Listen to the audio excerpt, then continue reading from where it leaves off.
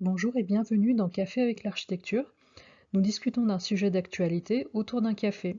Je suis Namé, architecte des PLG. Aujourd'hui, nous allons nous intéresser au sujet de la rénovation énergétique des logements en France. Les travaux de rénovation énergétique menés jusqu'à présent ont-ils été efficaces? Et pourquoi mener une rénovation énergétique performante? Tout simplement pour répondre à différents enjeux. D'abord, l'enjeu environnemental.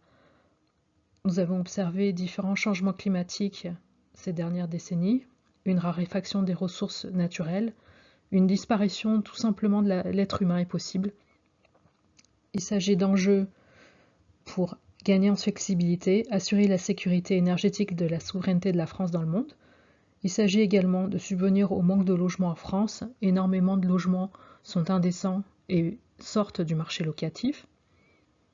Il s'agit aussi de favoriser la situation économique de la France en créant de l'emploi et de l'activité économique autour de la rénovation énergétique. La rénovation énergétique améliore également le bien-être et le confort des usagers et permet aussi d'augmenter la qualité des constructions.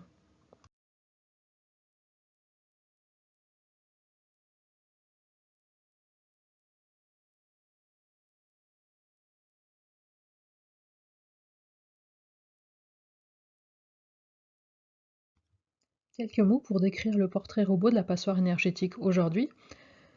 Alors, ce bâtiment porte essentiellement l'étiquette énergétique F ou G et représente environ 7,2 millions du parc immobilier français, soit environ un cinquième du parc en France métropolitaine. Nous avons davantage de passoires thermiques parmi les maisons individuelles, soit environ 20% des maisons individuelles. Ce sont des logements construits avant 1948, donc des logements anciens. La part de logements de classe F et G est plus élevée en zone rurale et montagneuse et dans l'agglomération parisienne. C'est essentiellement dû aux critères d'analyse du DPE qui est défavorable pour certains territoires.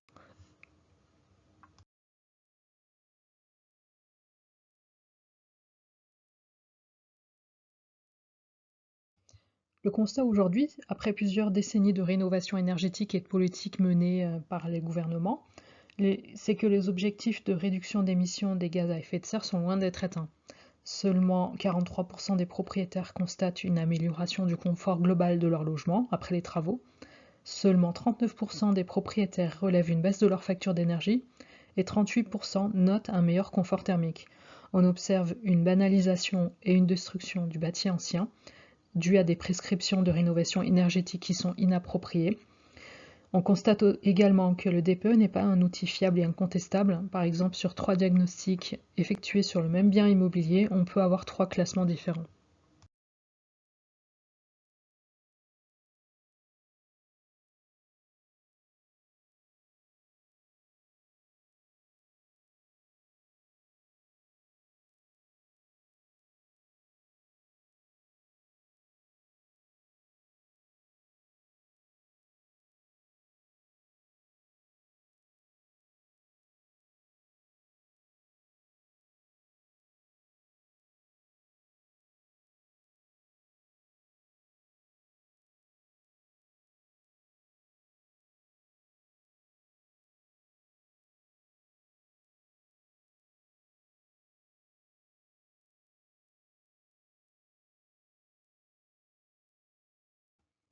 Pour mener une rénovation énergétique performante, on s'appuie sur un diagnostic multicritère: historique, urbain, architectural, technique.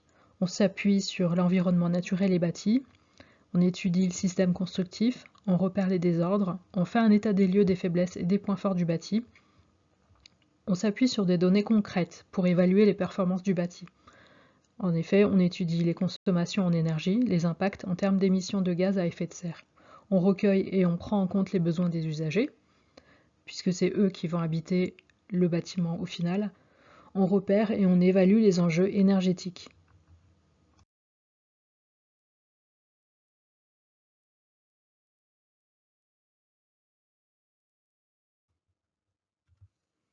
Plus concrètement, on met en place des solutions issues de la conception bioclimatique, on travaille avec le site, on prend en compte la course du soleil. On limite les flux thermiques et les déperditions au niveau de l'enveloppe du bâtiment. On augmente les apports caloriques au niveau de l'enveloppe du bâtiment quand c'est nécessaire. Pour éviter les surchauffes au niveau de l'enveloppe du bâtiment, on protège contre le soleil, on change ou on ajuste les installations, on fait un suivi des consommations et on propose une adaptation du comportement des usagers le cas échéant. Enfin, on entretient le bâtiment et les équipements afin qu'ils ne s'encrassent pas et qu'ils ne surconsomment pas.